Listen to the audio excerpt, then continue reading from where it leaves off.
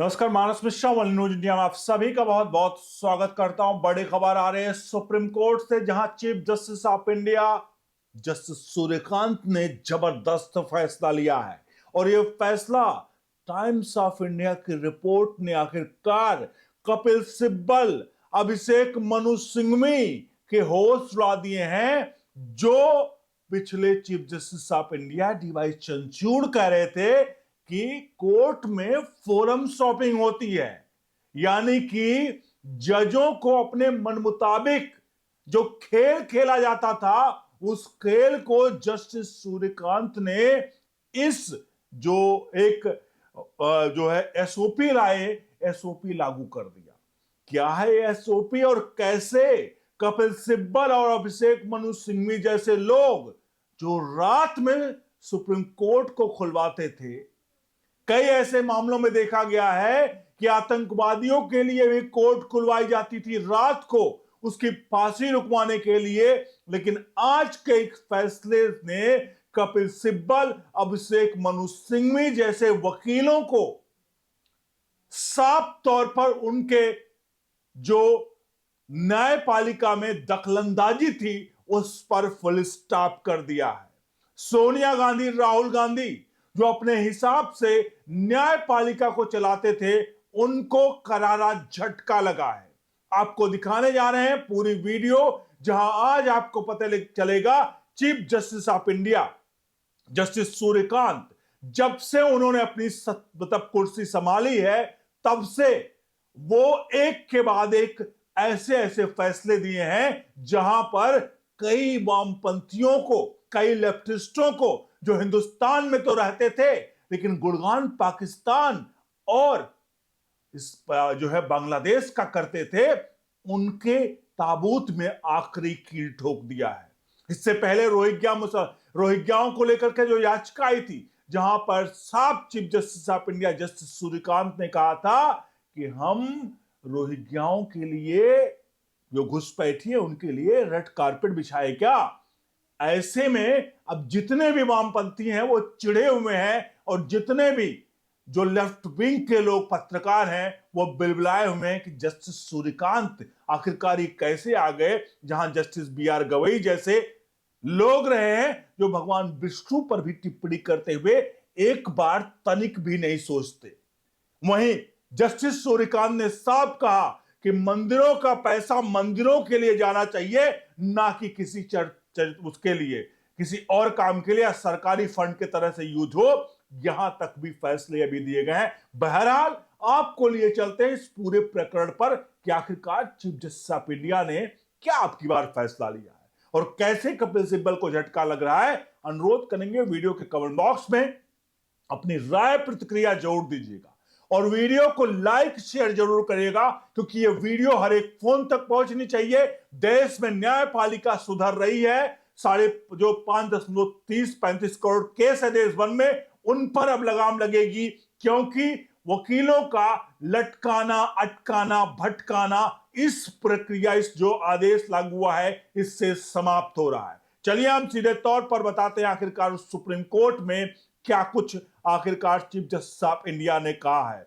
आपको बता दें, chief justice of India justice Suryakant और उच्चतम न्यायालय के अन्य न्यायाधीशों को एक परिपत्र जारी किया गया है।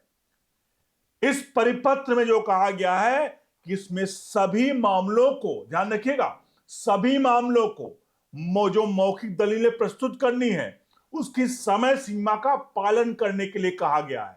यानी कि एक एसओपी तय किया गया है। ये एसओपी जो होता है, इसको कहते हैं एक मानक संचालन प्रक्रिया होती है एसओपी, जिसको तय किया गया है और इसमें कहा गया है इसे तत्काल प्रभाव से इस एसओपी को लागू कर दिया गया है। इसमें क्या करना है, जैसे वरिष्ठ अधिवक्ता हो गए, जैसे कपिल सिब्बल हो गए, अभिषेक मनु सिंघवी हो गए, ये लोग क्या करते थे, पहले कोई याचिका लेकर आते थे। याचिका जब जज देखते थे तो जज को याचिका देख करके याचिका को क्या कर लेते थे, वापस ले लेते थे।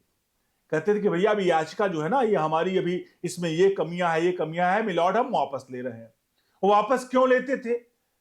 बहुत सारे मामलों में जो जज सामने मिलते थे वो जज सामने उनके मतलब उनके पक्ष वाले नहीं होते थे, उनकी तरह से फैसला नहीं सुना पाते थे, या कोई और कारण होता था जिससे उन्हें लगता था कि इस समय अगर हम कोर्ट में इस पूरे अपनी याचिका को डालेंगे तो हम तो हार जाएंगे, तो वो लोग इस खेल खेलते थे। इसी खेल पर ये चाबुक चला है एसओपी, यानी कि इसमें कहा गया है कि वरिष्ठ अधिवक्ता जो है, इसमें जो प्रक्रिया है वो अपनी दलील रखने वाले वकीलों और रिकॉर्ड का पर मौजूद अधिवक्ता नोटिस के बाद नियमित सुनवाई वाले मौखिक दलीलों में, मतलब सभी मामलों में मौखिक बहस करने की समय सीमा सुनवाई कर होने से कम एक दिन पहले प्रस्तुत करेंगे। यानी पूरी जो खाका है ना, पहले प्रस्तुत करना होगा। अब ये नहीं कि आप आए और याचिका वापस दी।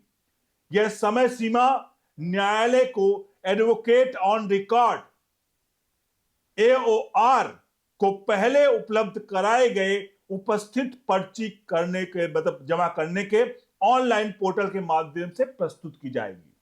इसमें कहा गया है कि वरिष्ठ अधिवक्ताओं के सहित जो बहस करने वाले वकील हैं वो अपने एओआर या पीठ द्वारा नामित नोडल वकील यदि कोई हो के माध्यम से सुनवाई की तारीख से कम 3 दिन पहले दूसरे पक्ष को एक प्रति देने के बाद संक्षिप्त नोट या लिखित प्रस्तुति दाखिल करने होंगे, जो 5 पृष्ठ से अधिक नहीं होगा। शीर्ष अदालत के 4 रजिस्ट्रार द्वारा हस्ताक्षरित परिपत्र में कहा गया कि सभी वकील निर्धारित समय सीमा का सख्ती से पालन करेंगे और मौखिक दलीलों को मतलब उसमें दलीलें पूरी करेंगे। यानी कि साफ तौर पर चीफ जस्टिस ऑफ इंडिया ने एक तो कर दिया कि लटकाने, अटकाने और भटकाने वाला काम अब नहीं चलेगा। भैया अब होगा तो फैसला, और फैसला होगा तो एक के बाद एक।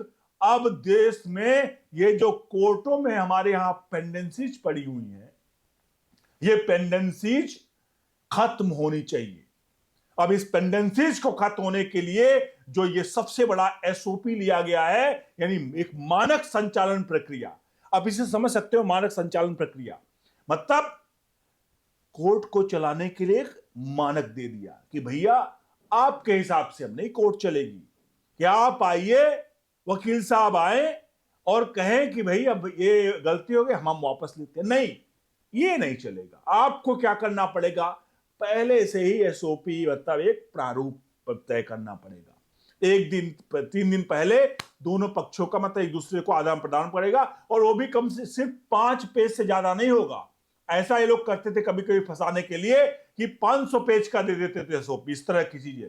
पता 500 पेज पढ़ने के लिए जज को, जो भी है, उसको वक्त लगेगा, इसलिए लोग फंसाने के लिए काम करते थे। कोर्ट ने कहा 5 पन्नों से चाहिए, बस इससे ज्यादा नहीं।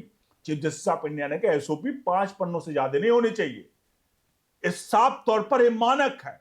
यानी कि अब जज साहब ने जो डिसाइड कर दिया, जस्टिस सूर्यकांत ने जो डिसाइड कर दिया, वो सीधे तौर पर हमारे देश के नामी गिनामी 15 से 20 लाख रुपए एक सुनवाई पर लेने वाले, करोड़ों रुपए कई राज्य सरकारों से खाने वाले बंगाल की ममता बनर्जी ने कई 100 करोड़ रुपए इस न्याय व्यवस्था पर भटकाने, लटकाने, भटकाने का काम किया गया है। तमिलनाडु में ऐसी चीजें की गई हैं जहां आपको याद होगा राष्ट्रपति के लिए भी, राष्ट्रपति की शक्तियों को भी कंट्रोल किया गया, और 1000 करोड़ के तमिलनाडु के टैक्स मैक्स शराब घोटाले में भी खेल यही कुछ चल रहा है, अटकाने, लटकाने, भटकाने का काम। और जहां ईडी को रास्ता बाहर का दिखा दिया गया, और कई ऐसे मामले आए जहां पर इन वकीलों ने खेल खेल करके पूरे न्याय व्यवस्था का पूरी तरह से मजाक बढ़ाया,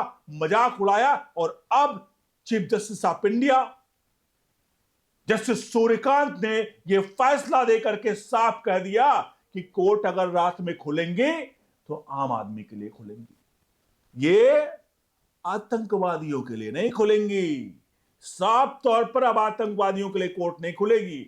उन्होंने सीधे तौर पर इस बात को नहीं कहा है, लेकिन इस पूरे प्रारूप में साफ कहा गया कि सब कुछ डिसाइडेड होगा, नो फोरम शॉपिंग। मतलब आप ये नहीं कह सकते कि भैया आपके सामने पीठ आ गई, सुनवाई हो रही है, आप कह रहे हो याचिका वापस।